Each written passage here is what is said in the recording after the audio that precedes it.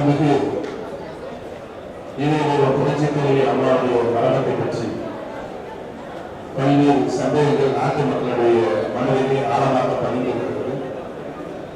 அதிலும் அனைத்து இந்திய அண்ணா திராவிட முன்னேற்ற கழகத்தினுடைய ஒவ்வொரு தொண்டனுடைய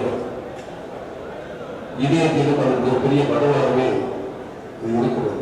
இந்த சந்தேகங்களெல்லாம் நீக்குவதற்காக ஒரு நீதி விசாரணை கமிஷன் அமைக்கப்பட வேண்டும் என்று ஏற்கனவே நான் சொல்லி அதற்கான பூர்வாங்க பணிகளெல்லாம் நான் முதலமைச்சராக இருந்தபோது நிறுத்தப்பட்டது. இன்றைக்கு நிலைமை தலைகளாக மாறியிருக்கிறது.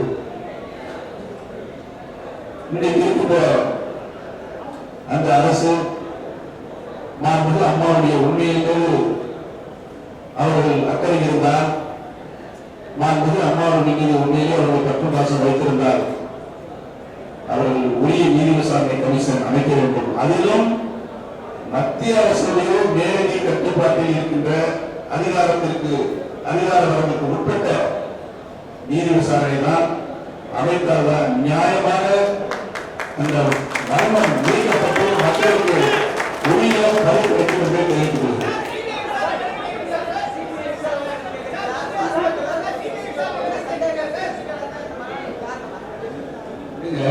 பல்வேறு சந்தேகங்கள் அங்கே இருக்கிறது. மரணத்தில் இருக்கின்ற மக்கள் பல்வேறு சந்தேகம் இருக்கிறது. தெளிவிக்க வேண்டியது ஒரு மிகப்பெரிய தலைவர், அதிலும் முதலமைச்சராக பொறுப்பில் இருந்த தலைவர் காலமாகிவிட்டார், மரணமடைந்து விட்டார் என்றால் அவருடைய சார்ந்த இருக்கின்ற சந்தேகத்தை நீக்குவதற்கு அரசிற்கு பொறுப்பு இருக்கிறது. அந்த பொறுப்பை அவர்கள் உணர்ந்து செயல்பட வேண்டும். அதிலும் மத்திய அரசுடைய நேரடி கட்டுப்பாட்டில் இருக்கின்ற விசாரணை மூலமாகத்தான் அந்த நீதி விசாரணை நடைபெற வேண்டும் என்று அனைத்து இந்திய அண்ணா திராவிட முன்னேற்ற கழகத்தில் இருக்கின்ற 1 கோடி தொண்டர்களும் தமிழகத்தில் இருக்கின்ற 7 கோடி மக்களுடைய வேண்டுகோள் என்பது